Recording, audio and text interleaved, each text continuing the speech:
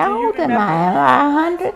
You are 101 years old. Years old. So yeah, so it's okay if you don't remember. We cannot ignore those goals of AK. Every lady ought to be. Where do I begin?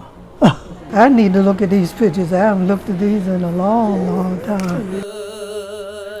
That's what we're striving for, and we cannot ignore. Mr. Hill, do you have her phone number and address? He was abashed, you know. I said, well, I wish you would use those numbers and do all of your talking to her outside of my class. Ooh, and AK. Every lady ought to be. She ought to be Wahoo and AK. If it's anything, they can ask the questions because we have answers, the right answers.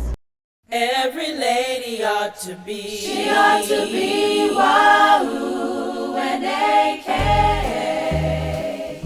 Wahoo. Freshman class, drama club. Freshman drama club. So my last 2 years, I directed the Follies.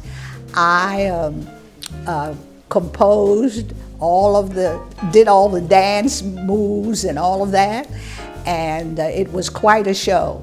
We made the mistake of putting some of those crazy Kappas up on the stage in the nightclub scene. And instead of just acting the way they were supposed to be doing, we went to college on the college dust bowl. They took real drinks up there on that stage. You know the Kappas, they would do that. But I directed those Follies. So when I came back to Morgan to teach, I went to Howard and took a master's degree there in English and had the most marvelous teachers you ever want to know. Brilliant people, brilliant people. We had all of our brilliant people in our schools then because they couldn't get other jobs. But they were geniuses teaching us.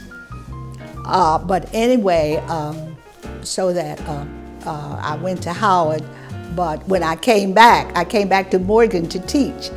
And people thought I was teaching physical ed because I had directed the Follies.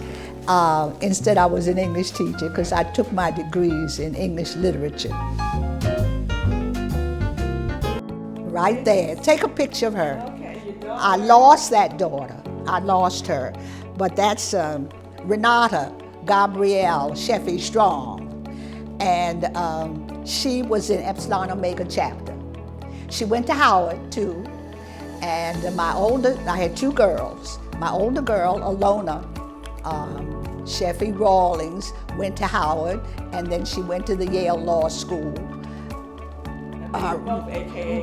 Both, well, Alona was bachelor's of the Alpha chapter. She wouldn't let me forget that. Mama of the Alpha chapter.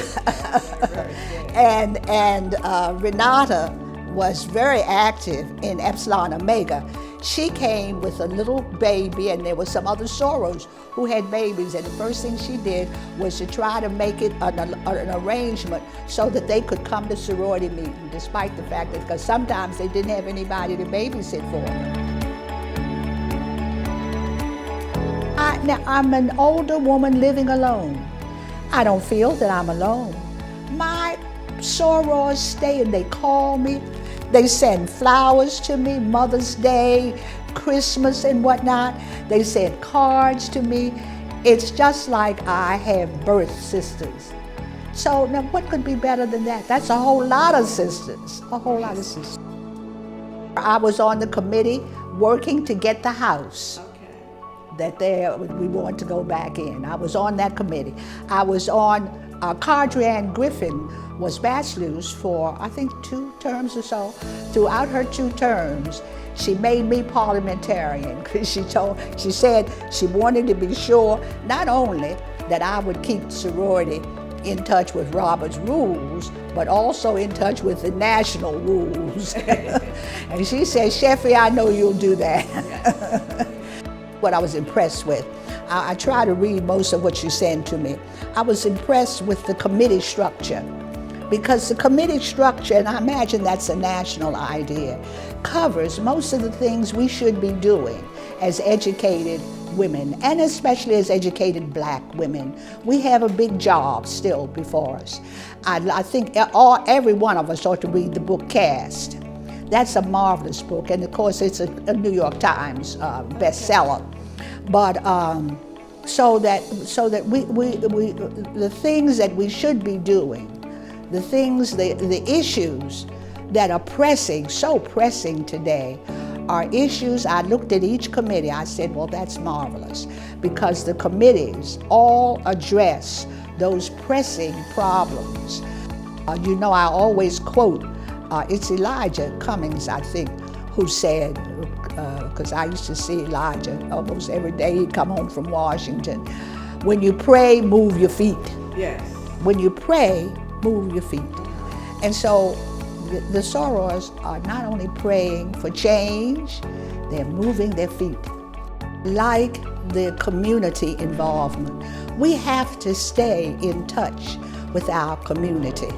Be concerned, we have to care about them. We can't retreat to a middle-class haven and forget about the food deserts in our city. And Alpha and Epsilon Omega cares. I think they have committees that address all of these issues. So we have to care. They say when you leave your caste, you're lost. So that we have to keep caring.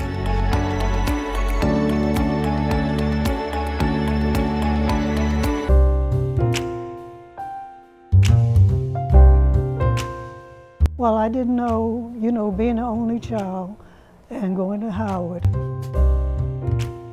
living in the dormitory. So the only people I knew were there in the dormitory. And I guess I was connecting them with the group. I have a picture here of us. And that's how I got involved. John didn't know anything about AKs or the Deltas or anything. Coming from Newark, New Jersey, and she always wanted me to go to Howard University, and that was a blessing. Everybody kept saying, you're not going to send her away from home, and she said, yes, she needs to go, and right into the dormitory, and so I was in the dormitory. I can't remember all the names now. I know Fraser Hall was one, I can't remember. But anyway, I went into the 3 dormitories there, or stayed on campus the whole time. Okay. So it's been a wonderful experience, and Howard has been a... So when you finished at Howard... And then I went into graduate school at Howard University. Okay. Right out of graduate school, right to Baltimore City, Department of Social Services. And as a worker and then as a supervisor later, I used to take students out to into the county on trips and all. I don't know, it's been such a long time ago. Dance committee. Oh, I can't remember all the committees. You look like a dancer, so you were dancing. I don't know. And then Esther Bailey, also, I made arrangements at Howard to bring graduate students out of high school. Once a year, I would bring a busload or 2 busloads of students over to Howard University campus. And you did that through Epsilon Omega? Yeah, Okay. To see what a campus was like, Yes. what Howard was like. Okay. And we spend a day there. And I did that for a number of years with assistance from Esther Bailey. You've been an Alpha Kappa Alpha woman now for 75 years. Mm-hmm. Did you have anyone in your family to follow you? I'm the only one. You're the only one? Mm-hmm. Did you have anyone, like maybe even married into your family? Oh, you have a daughter-in-law. Who became? So is that why you allowed her to become your daughter? The only person I've ever supported has been Myrtle. Okay, so that's your one family. That's my baby, yeah. So that's Keep on doing what you're doing. Keep on doing what you're doing. Because if you're enjoying it, getting fulfillment, and helping others is very meaningful. And you don't know what it means until you're older, and you look back and you think of your experience. When you're going through it, you're just going through it. You're not aware of what you're doing or what you're accomplishing or what you might be as an influence for anybody else. But it's been a very fulfilling life, and Alpha Kappa Alpha has been my life.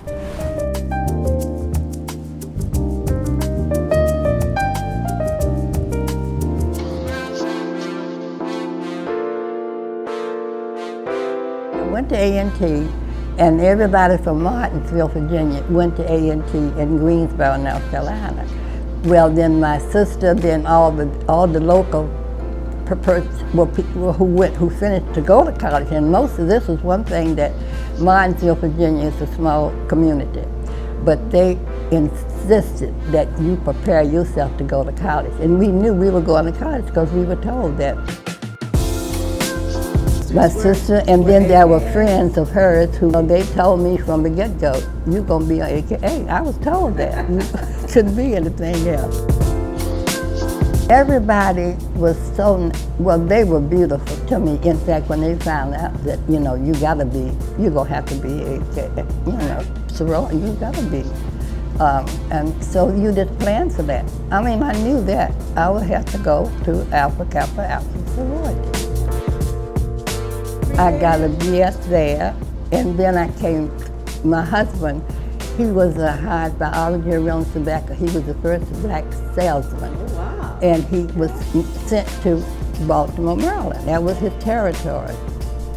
That's what they called it. And so that meant that I had to come too. He said, you gotta go, you gotta come to Baltimore, you'll love it, which I did. Right then I could go, the substitute until I went to Coppin to get a degree in elementary. So you went to Coppin and got a teaching degree. Right. Okay, and you continued to teach until you retired? Until I retired. They got me going. I knew that when I came here, there were several persons here who worked here. And they saw to it that I would go to meetings, this to be introduced to it. You will love it. And I did. I said, well, I have to be. I gotta be AKA.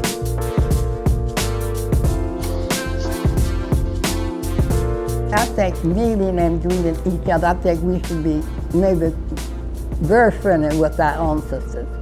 Become involved with them. I think if you want to call up and say, look, let's do so and so. But I think we had a handful.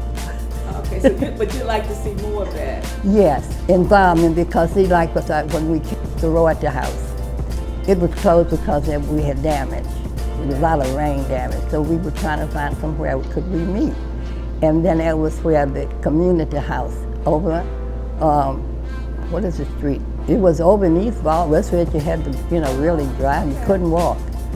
And that's where we met.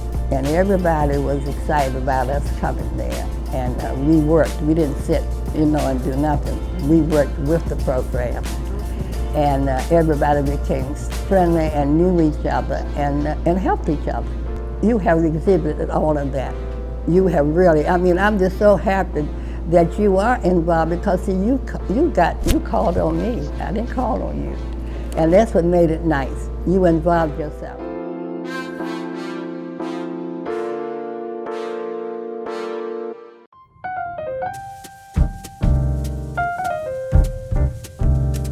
What made you want to be an AKA? I think I was at West Virginia State College.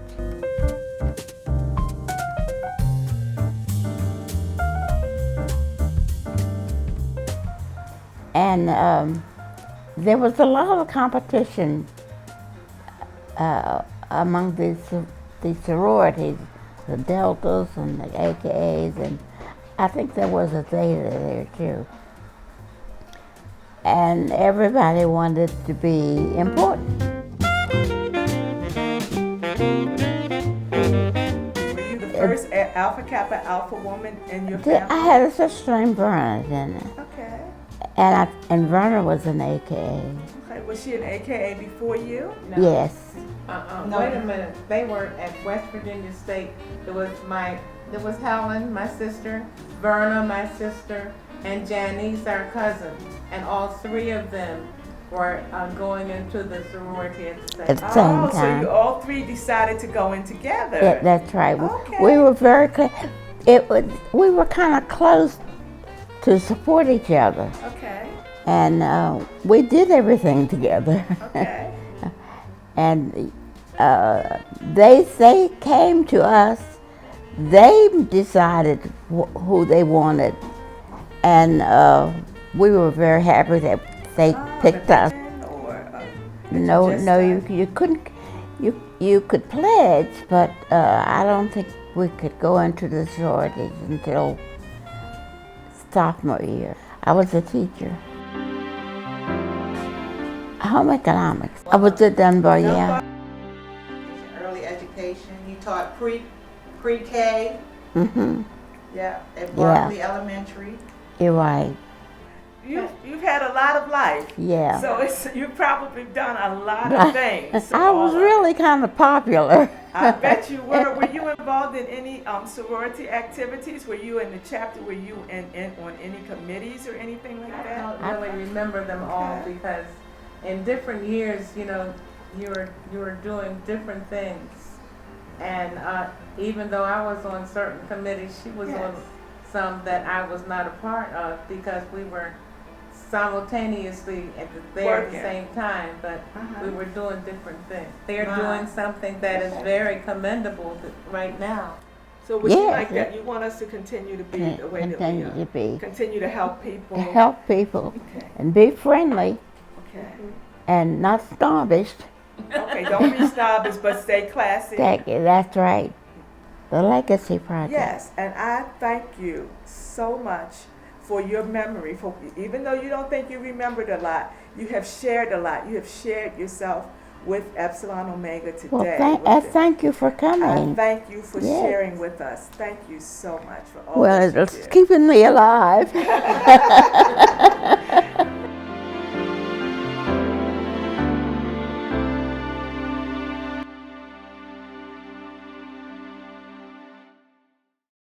Wahoo and AK, standards high in sisterhood.